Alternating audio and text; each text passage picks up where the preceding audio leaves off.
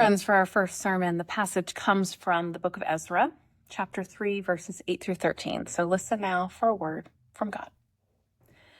In the second year after their arrival at the house of God at Jerusalem, in the second month, Zerubbabel, son of Shealtiel, and Jeshua, son of Jozadak, made a beginning, together with the rest of their people, the priests and the Levites, and all who had come from Jerusalem from the captivity.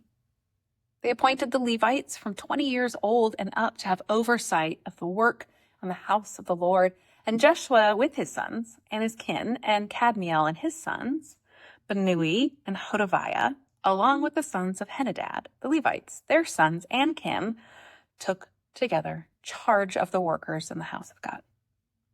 When the builders laid the foundation of the temple of the Lord, the priests in their vestments were stationed to praise the Lord with trumpets. And the Levites, the sons of Asaph, with cymbals, according to the directions of the king of David of Israel, and they sang responsively, praising and giving thanks to the Lord, for he is good, for his steadfast love endures forever toward Israel. And all the people responded with a great shout, and they praised the Lord because the foundation of the house of the Lord had been laid.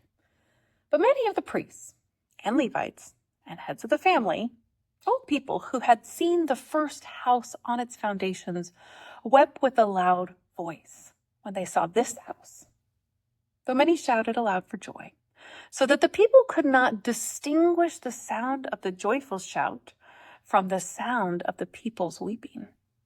For the people shouted so loudly that the sound was heard far away. So I am at a tender crossroads in my life. I'm a parent to an almost adult. Micah started his senior year at Maynard Holbrook Jackson High School in August, and I am somewhat devastated. I shared this sorrow, this feeling, with some colleagues a few weeks ago towards the beginning of the summer because I really enjoy my kid. He's funny. At the dinner table, he makes his sister giggle, and he has the most ridiculous observations about the world. And while rearranging furniture at church a few weeks ago, as PKs often do, he pondered with me about how God could be reimagined as ultimate consciousness. His drawings that are left around the house echo our shared love of fantasy worlds. And while he leaves every kitchen cupboard open, sometimes it feels like, he likes to announce that it's simply the message that he's alive, that he's still here. But a year from now, that energy, that curiosity, that spark, those conversations and the immediacy of himself will be elsewhere. As it should be, those colleagues remind me, as it should be. They are a year ahead of me with a son who's finishing up his freshman year in college, and they tried to console me that a well-rounded, funny, creative, independent adult is exactly the goal of parenting, of good parenting. They try to console me that the things that I love about my child will be reimagined in adulthood in new and exciting ways. And they try to console me that success, that it looks like a lot like saying goodbye to parenting. Success in parenting means that you no longer have to be the heavy parent. At least it's a different parenting to the intimacy of parenting that these younger years offered me and Micah. Yes, I hear this, I understand this, but friends, I am still in the weeping stage. I am still, one might say, like those heads of families, those old people who had seen the first house, the first temple on its foundations, and amidst other people's assurances that launching my first child is a victory, I am like those who are still weeping with a loud voice because I know intimately what I'm losing, but I still don't have a clear vision of what I will gain that will be an improvement. Today, Sarah and I are both preaching shorter, almost half sermons on a theme of, you could call it death and resurrection or deconstruction and reconstruction. And it's my responsibility as the first preacher to walk us through the death, right? The deconstruction, the sorrow and grief that lays at the foundation for resurrection. So our passage together for this sermon is from Ezra. And the exiles in Ezra have been sent back by the Persian government out of Babylon to their homeland. And they've been given the order to start tidying things up, both physically and religiously. And what this looks like in Ezra chapter 3 is the reestablishing of the foundation for the temple. New priests have been chosen among the young male Levites to oversee the labor and the foundation that the new temple is laid on. And this is something to celebrate. Yes, it seems so because they make a whole ceremony out of it in our passage today. There are trumpets and cymbals and singing of the psalms. There is praise. The four corners of the temple are stationed with fancily dressed priests who are announcing that something new has been born out of the rubble. There's healing, albeit slow and messy, but it started and they're celebrating. But many of the priests and Levites and heads of family, old people who had seen the first house, the first temple on its foundations, they wept with a loud voice when they saw this house, though many shouted aloud for joy, so that the people could not distinguish the sound of the joyful shout from the sound of the people's weeping. The funny thing about change and growth, even when it is in the right direction, even if you've been preparing for it, even when it is healthy and good, it still involves some semblance of loss. Sadness for the loss of the beauty of the past seems almost to be triggered by the beauty and the newness that is at hand. The people from these older families would have seen the temple before its destruction. The foundation on which they now stand once held these wooden structures of the temple that burned as they fled the city so many years ago. Memories of worship and of sacrifice, of celebration, all of these good things of the past in the first temple are not within reach any longer. They are memories of the good old times, and the sharp loss of what they had then in the footprint of what they have now sends them into grief, even as others sing around them for joy. And what this image, if we see Ezra's community, what this image reminds me of is a Mary Oliver poem. It's very short, called We Shake with Joy.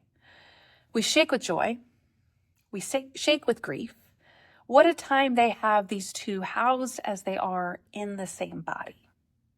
Mary Oliver understands that change holds both joy and grief together, sometimes even in the same body, sometimes even in the same church body. In his book, the prophet Khalil Gibran takes it even further, claiming that sorrow and joy aren't just housed together, they're dependent on each other. A woman approaches the prophet in the book and requests, "Speak to us of joy and of sorrow." And the prophet's full response makes the entire book worth reading. But my favorite line in this particular chapter is the prophet's wisdom that the deeper that sorrow carves into your being, the more joy you can contain. The deeper that sorrow carves into your being, the more joy you can contain. Our joy at the newness of life, the next steps, the leveling up, is not because we have chosen joy over sorrow, but because we have learned the wisdom of their intermingling, of the way they inform each other so that the sharpness of grief then becomes the foundation of gratitude for new life. This is not always a tidy process, right? We know this, which is why Mary Oliver says it shakes us. This is an action shaking that we do when we weep and when we laugh, both. And what this congregation in Ezra reminds us is that our sorrow and our joy sometimes almost seem to build on one another, so that the sound becomes this booming that is bigger than both and is heard from far away. Sarah and I were asked to preach today because we're both walking alongside new worshiping communities as they charter. And these new worshiping communities were both established out of circumstances that held some level of deconstruction, of destruction, of dissolution, of death. Ormwood Church, the new worshiping community that I lead, is on the property of the former Ormwood Park Presbyterian Church. And the former congregation, OPPC, faithfully offered a place of community and care for over 100 years in Southeast Atlanta. In the 80s and 90s, the neighborhood became a thriving safe space for folks purchasing homes and building communities as LGBTQ couples. So one of the former church's biggest legacies is an OPPC's commitment to being open, to being welcoming to the LGBTQ population for worship, for leadership, for marriage, for ordination. OPPC responded in this neighborhood by being their church, by offering a spiritual home for many who had been kicked out of their childhood congregations. In this commitment, they also pushed this presbytery to create a space where all are welcome. But as the congregation aged, and as folks in the church moved outside of the neighborhood, as the burden to manage the property became impossible, the presbytery discerned that the best way forward would be to close the congregation, which dwindled down to about 15 folks. And it was hard. And there were tears on their final Easter service in April of 2016. A good thing came to an end. But what we know of Ezra, and what we know from Mary Oliver, and what we know from Khalil Gibran, and from countless other very wise people, from the death, from the resurrection of Jesus, what we know is that endings are what prepare us for what comes next. That the sorrow in losing one congregation means leaving a legacy which can be the rich soil of something new. And 9 years later, Ormwood Church fills with joy what was carved out of the loss of OPPC. This new congregation fills with joy what was carved off in the loss of the old congregation. I have been promised that parenting, like the rebuilding of a church, that parenting an adult child does hold treasures just as deep and intimate as these first 18 years of physical proximity. I have been promised that as Micah takes more and more responsibility for his own life, I once again will be able to access parts of my life and self that needed to be put on pause in the demanding years of parenting dependence.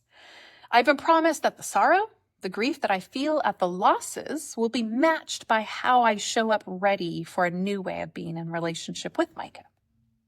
I have been promised these things, and I sure hope they're true.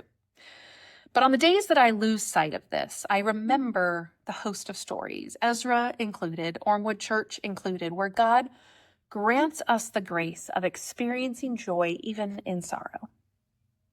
And as J.R.R. Tolkien says in Fellowship of the Ring, the world is indeed full of peril, and in it there are many dark places. But still there is much that is fair. And though in all lands love, he uses love, we could say joy, is now mingled with grief, it grows perhaps the greater. In all lands love is now mingled with grief, it grows perhaps the greater. I am in this messy middle, where the sound of the joyful shout cannot always be totally pulled apart from the echoes of weeping, shaking my body as they try to figure out how to be housed together, sometimes in embarrassing ways in front of my children. But if we are faithful to the sorrow, to the grief, to the sadness, to feeling it, to allowing it to be there, if we let God carve into us these deep spaces of our sorrow, God promises to faithfully fill it up with joy and new life, to faithfully show up with joy and with new life. Amen.